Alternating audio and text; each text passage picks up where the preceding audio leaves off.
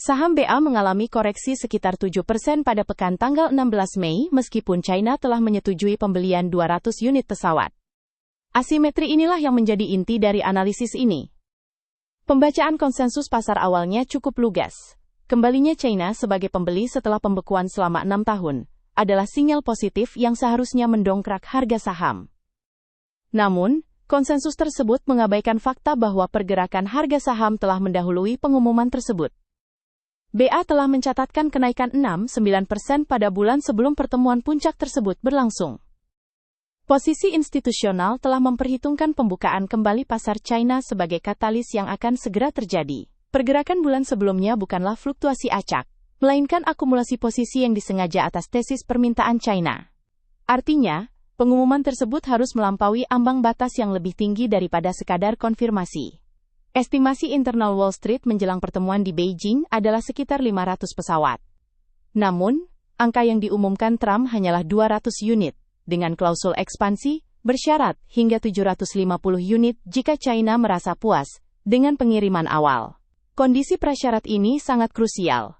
Angka 750 bukanlah pesanan pasti, melainkan opsi yang bergantung pada kinerja Boeing, yang belum terbukti secara konsisten dalam skala besar. Selisih antara 200 dan 500 bukan sekadar kekurangan kuantitas, melainkan sinyal mengenai batas plafon politik Beijing sebelum isu-isu sensitif seperti transfer teknologi, Taiwan, dan tanah jarang terselesaikan. Craig Singleton dari Foundation for Defense of Democracies mencatat secara eksplisit bahwa kedua belah pihak tidak beranjak dari isu-isu fundamental tersebut. Angka pesawat ini mencerminkan arsitektur negosiasi yang masih menggantung. Bagi pemosisian pasar, dana institusional yang masuk ke BA pada bulan April kini menghadapi tesis yang hanya memberikan kurang dari setengah volume yang diharapkan. Terlebih lagi, tidak ada pengumuman formal dari pihak China maupun Boeing sendiri. Hanya pernyataan Trump di Air Force One. Absennya konfirmasi bilateral menyisakan pertanyaan tentang penegakan kontrak, sebuah pertimbangan krusial mengingat penangguhan Boeing oleh China pada 2019 juga terjadi tanpa kesepakatan formal. Kegagalan saham untuk pulih, bahkan setelah Trump menegaskan kembali angka 200 pesawat beberapa hari kemudian, menjadi poin data yang paling mencerahkan. Kelemahan yang terus berlanjut di tengah narasi positif menunjukkan bahwa pasar tidak lagi memperdebatkan angka utama, melainkan meragukan apakah angka tersebut, meski terpenuhi, mampu mengubah trajektori pendapatan jangka pendek Boeing secara signifikan. Perdebatan mengenai 200 atau 500 pesawat sebenarnya mengaburkan kendala struktural yang lebih penting. Boeing saat ini tidak mampu melakukan pengiriman pada kecepatan yang membuat angka manapun menjadi relevan dalam jangka pendek. Laju pengiriman bulanan Boeing dibatasi oleh persetujuan sertifikasi FAA yang belum dicabut. FAA memberlakukan batasan tingkat produksi menyusul insiden panel pintu pada 737 MAX 9 pada Januari tahun 2024, dan Boeing telah beroperasi di bawah batasan tersebut sejak saat itu. Garis waktu sertifikasi untuk meningkatkan laju pengiriman bulanan, menurut estimasi sebagian besar analis, baru akan tercapai secara signifikan pada tahun 2027 sebelum percepatan produksi yang berarti dapat dilakukan. Dalam konteks operasional Boeing saat ini, sebuah pesanan tidak langsung dikonversi menjadi pendapatan saat penandatanganan. Pesanan tersebut hanya menambah antrean yang harus menunggu otorisasi produksi. Ini berarti perbedaan antara pesanan 200 pesawat dan 500 pesawat tidak berdampak pada arus kas tahun 2025 atau 2026. Hal ini hanyalah perbedaan posisi dalam antrean yang sudah terhambat oleh kecepatan regulasi, bukan oleh permintaan pasar. Inilah mekanisme yang dinilai pasar secara real-time. Pesanan dari China tidak dapat mempercepat pengiriman karena hambatan utamanya bukanlah permintaan dari China, melainkan persetujuan FAA. Dan hambatan tersebut tetap ada tanpa mempedulikan seberapa besar volume pesanan China. Sinyal kontra dari CITI patut dicermati sebagai indikator tekanan posisi, bukan sebagai argumen fundamental semata. CITI menaikkan target harga BA menjadi $260 dan menyebut aksi jual ini sebagai peluang beli, dengan argumen bahwa lini masa sertifikasi di bawah CEO Kelly Ortberg mulai membaik, dan laju pengiriman akan meningkat pada 2027. Waktu penerbitan catatan CITI, setelah aksi jual terjadi, mencerminkan sinyal reposisi spesifik. Analis sell-side, kini berargumen bahwa pasar bereaksi berlebihan. Ini adalah penanda perilaku bahwa diskusi re-entry institusional sedang dimulai, bukan berarti proses tersebut telah selesai. Jarak antara target CT di $260 dengan level saham pasca pengumuman, yang diperdagangkan turun sekitar 5% dari harga sebelum pengumuman, merupakan celah penetapan harga ulang yang aktif.